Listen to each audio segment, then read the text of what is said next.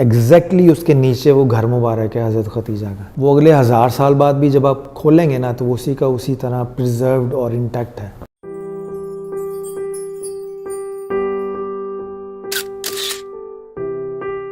سیرت کو دیکھ لیجئے آپ, ٹھیک ہے نا, وہ ایسا گوشہ ہے کہ وہاں جا کے پتہ چلتا ہے کہ سیرت تو پڑھی نہیں ساری عمر.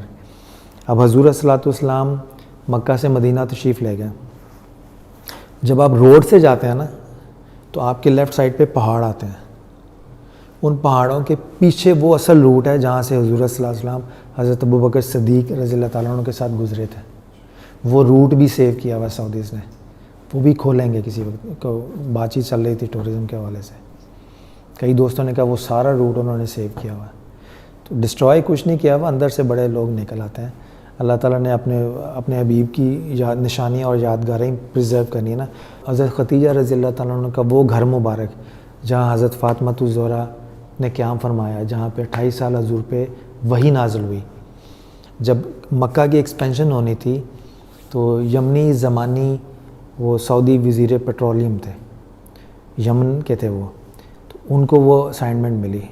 تو انہوں نے کیا کیا کہ اس کو گھر کو ڈیمولش کرنے کی بجائے نا انہوں نے وہاں کی ریت کو صاف کروایا, اتنا صاف کروایا کہ وہ وائٹ ہو گئی تاکہ اس میں گند نکل جائے نا. تو اس کو پہلے اپنی پوری ٹیم کے ساتھ 18 یا 28 لوگ تھے, پوری ٹیم کے ساتھ ساری میپنگ کی ہے اس کی, سارا اس کو پرزرو کر کے فوٹوگرافی کر کے میپنگ کر کے اس کی پوری ڈیٹیل ریکارڈ پہ کی ہیں. اس کو گرایا نہیں ہے, اس کے اوپر اس جو صاف کروائی ہوئی تھی ریت تھی اس کو اس سے پورا ڈھانپ دیا. ڈھانپنے کے بعد اس کے اوپر فرش کعبہ بنایا. صفا مروہ سے جب باہر آتے ہیں نا تو ادھر آپ کے بیت الخلاء ہے اور ادھر آپ کا بالکل وائٹ سپیس ہے جہاں رات کو خواتین کے بیٹھ نماز پڑھنے کی جگہ ہے. ایگزیکٹلی اس کے نیچے وہ گھر مبارک ہے حضرت ختیجہ کا. وہ اگلے 1000 سال بعد بھی جب آپ کھولیں گے نا تو وہ اسی کا اسی طرح پرزروڈ اور انٹیکٹ ہے. وہ پرزرو کیا, گرنے خراب نہیں ہونے دیا, ٹھیک ہے. پھر انہوں نے پوری کتاب چھاپی دی ہاؤس آف ختیجہ کے نام سے, انگریزی میں بھی عربی میں بھی. وہ کتاب پھر مجھے وہاں سے ملی جس سے مجھے ساری تفصیلات پتہ چلی.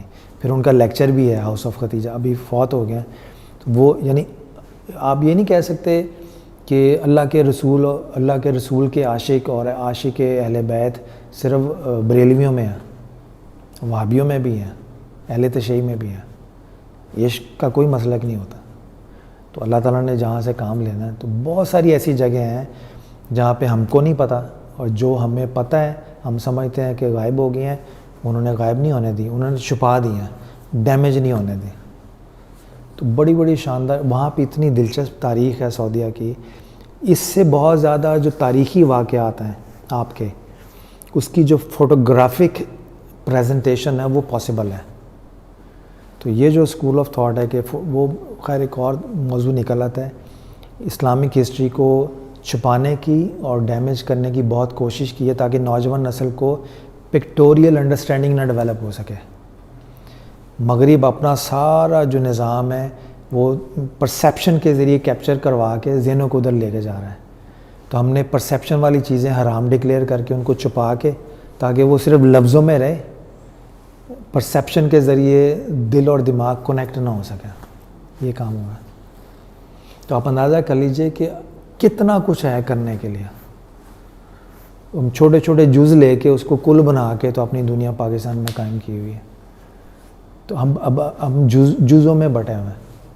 کل کی ابھی جب خبر لگے گی کسی کو تو اس کو پتہ چلے گا ابھی کتنا کام کرنے والا ہے. اسلام کا بھی کام کرنے والا ہے, انسانیت کا بھی کام کرنے والا ہے. تو جب اللہ تعالیٰ کی مرضی ہوگی اپنے اپنے لوگ پیدا کر کے کام وہ اللہ تعالیٰ کروا لے گا اپنا. وہ پھر ہماری بدقسمتی کہ ہمارے حصے میں وہ نوکری یا وہ توفیق نہیں آتی.